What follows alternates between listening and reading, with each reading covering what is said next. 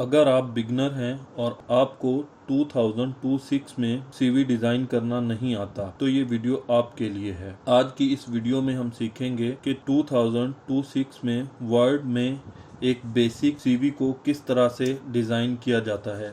चलिए शुरू करते हैं अपने आज की इस वीडियो को। सबसे पहले हम अपने पेज का लेआउट सेट करेंगे।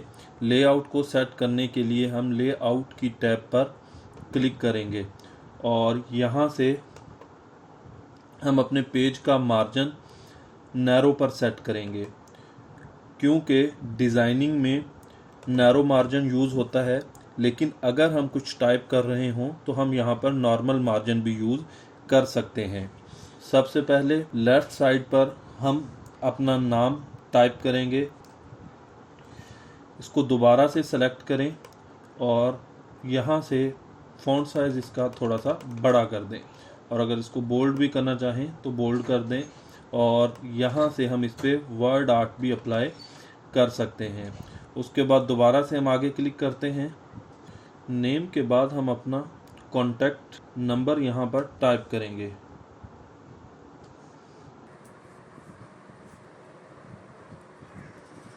उसके बाद दोबारा से इंटर प्रेस करते हैं और यहाँ पर हम अपना ईमेल एड्रेस टाइप करेंगे।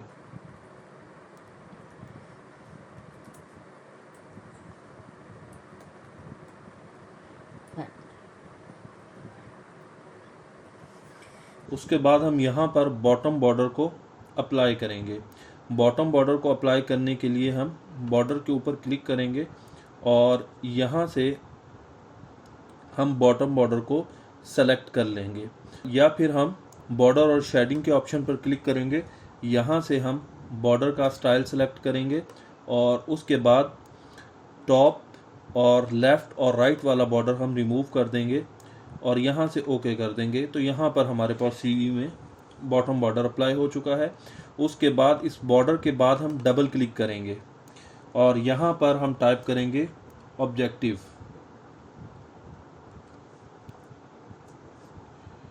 और इंटर प्रेस किया। ऑब्जेक्टिव आप सेम भी यूज़ कर सकते हैं, और अगर आप एआई वगैरह को यूज़ करके अपना लिखना चाहें तो अपना भी आप यहाँ पे लिख सकते हैं। उसके बाद इंटर करके हम यहाँ पर अपनी एजुकेशनल डिटेल ऐड करेंगे। अभी हम सिर्फ टाइपिंग कर रहे हैं, बाद में हम इसकी फॉर्मेटिंग भी करेंगे। यहाँ पर टेबल बॉर्डर को ऐड करने के लिए हम इंसर्ट के टैब पर क्लिक करेंगे और यहाँ से टेबल के ऊपर क्लिक करके हम 4 रोज़ और 4 कॉलम सेलेक्ट करेंगे। ये सिलेक्शन हम अपनी एजुकेशनल क्वालिफ़िकेशन के मुताबिक ऐड करेंगे। यहाँ पर सबसे पहले कॉलम की हेडिंग में हम टाइप करेंगे डिग्री, और दूसरे कॉलम की हेडिंग में हम टाइप करेंगे ईयर्स, और तीसरे कॉलम्स की हेडिंग में हम टाइप करेंगे इंस्टीट्यूट,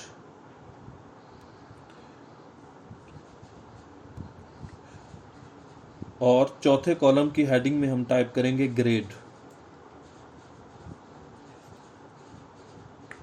डिग्री यहाँ पर हम अगर बैचलर किया हुआ है तो बैचलर, और अगर मास्टर किया हुआ है तो यहाँ से जो भी हमारी सबसे बड़ी डिग्री होती है लास्ट वाली वो ऐड करेंगे।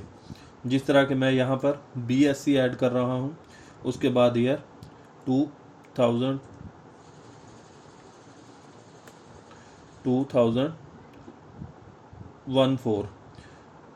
उसके बाद इंस्टीट्यूट का नाम आएगा, जिस तरह के मैं यहाँ पर गवर्नमेंट डिग्री कॉलेज। उसके बाद यहाँ पर ग्रेड है, तो ग्रेजुएशन में हमारे पास डिवीजन्स होती हैं, तो मैं यहाँ पर फर्स्ट, या फिर हम इस तरह से भी टाइप कर सकते हैं डिवीज़न। और उसके बाद दोबारा से मैं यहाँ पर क्लिक करूँगा और यहाँ पर हम टाइप करते हैं इंटरमीडिएट। उसके बाद इसके नीचे हम यहाँ पर लास्ट वाले सेल में मैट्रिकुलेशन टाइप करते हैं। यहाँ पर इंटरमीडिएट का ईयर हम ऐड करेंगे। उसके बाद कॉलेज सेम है तो हम सेम ऐड कर देंगे, अगर चेंज है तो हम उस कॉलेज का नाम यहाँ पर ऐड करेंगे। और यहाँ पर ए ग्रेड, आपकी जो भी क्वालिफ़िकेशन है आप यहाँ पर ऐड कर सकते हैं। इसी तरह मैट्रिकुलेशन का ईयर हम यहाँ पर ऐड करेंगे 1010, और यहाँ पर गवर्नमेंट बॉयज़ हाई स्कूल, ये यहाँ पर हम अपने एजुकेशनल बोर्ड का नाम भी लिख सकते हैं, जिस तरह के BISE कराची या BISE हैदराबाद।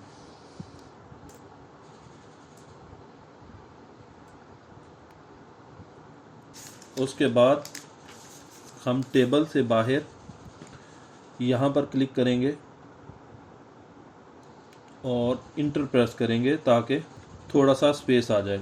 यहाँ पर हम अपने स्किल्स को ऐड करेंगे और दोबारा से इंटर करेंगे।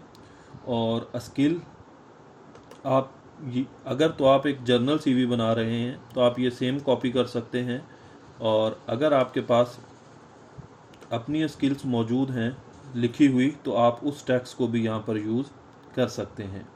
दोबारा से हम इस टेक्स्ट को सिलेक्ट करते हैं और यहाँ से अनऑर्डर लिस्ट में आके हमें जो भी आइकन अच्छा लग रहा है वो सेलेक्ट कर सकते, और उसके बाद दोबारा से हम इंटर करते हैं और दोबारा इंटर करेंगे। यहाँ पर हम 2 मरतबा इंटर को यूज़ करेंगे ताकि हम अनऑर्डर लिस्ट से निकल सकें। और यहाँ पर हम टाइप करेंगे वर्क एक्सपीरियंस,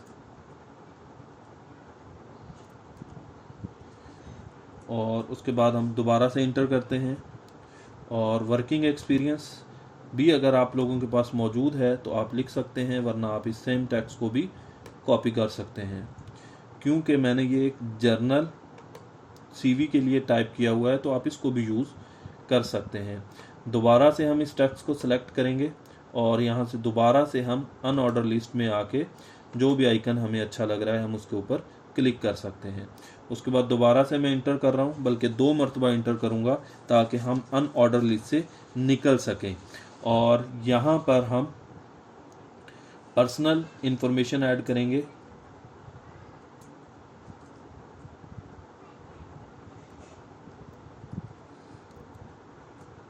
और इंटर प्रेस करते हैं। उसके बाद दोबारा से हमें टेबल की ज़रूरत है तो टेबल को ऐड करने के लिए हम इंसर्ट की टैब पर क्लिक करेंगे और यहाँ से अगेन हम टेबल ऐड करेंगे। लेकिन यहाँ पर जो टेबल हमें रिक्वायर्ड है उसमें सिर्फ 2 कॉलम्स हमें रिक्वायर्ड हैं, 2 कॉलम्स, और यहाँ से 5 या 6 रोज़ हम ऐड कर लेंगे। यहाँ पर सबसे फर्स्ट में हम टाइप करेंगे नेम,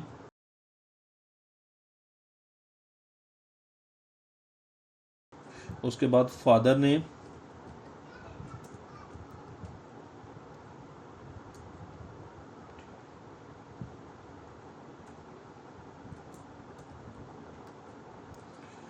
उसके बाद यहाँ पर हम जेंडर टाइप करेंगे,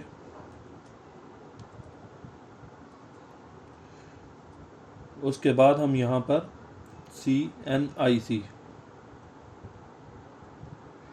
नंबर, और यहाँ पर हम अपना CNIC नंबर जो है वो ऐड करेंगे। मैं यहाँ पर एक टेम्परेरी नंबर ऐड कर रहा हूँ, लेकिन आप लोग अपना ओरिजिनल नंबर ऐड करेंगे। उसके बाद लास्ट में हम रिलीजन,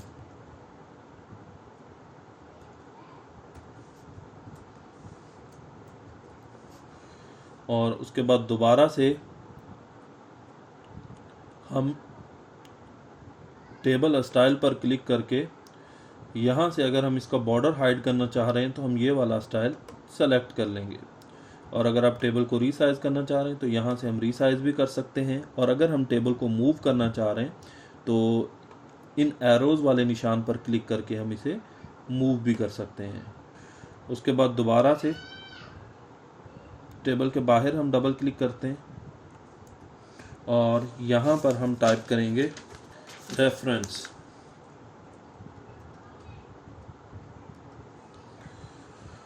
और रेफरेंस इसके ऊपर एक मरतबा राइट क्लिक करें और यहाँ से अगर आप स्पेलिंग को सेट करना चाह रहे हैं तो सेट कर सकते हैं। दोबारा से हम इंटर करते हैं। मोस्टली केसेस में रेफरेंस में यही टेक्स्ट यूज़ होता है, अवेलेबल अपॉन रिक्वेस्ट।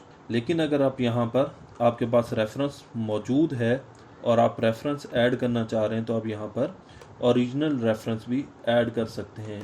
उसके लिए मैं यहाँ पर एक टेक्स्ट बॉक्स लेके आ रहा हूँ। टेक्स्ट बॉक्स यहाँ पर शेप में भी हमारे पास मौजूद होता है और इंसर्ट की टैब में यहाँ पर भी हमारे पास मौजूद है।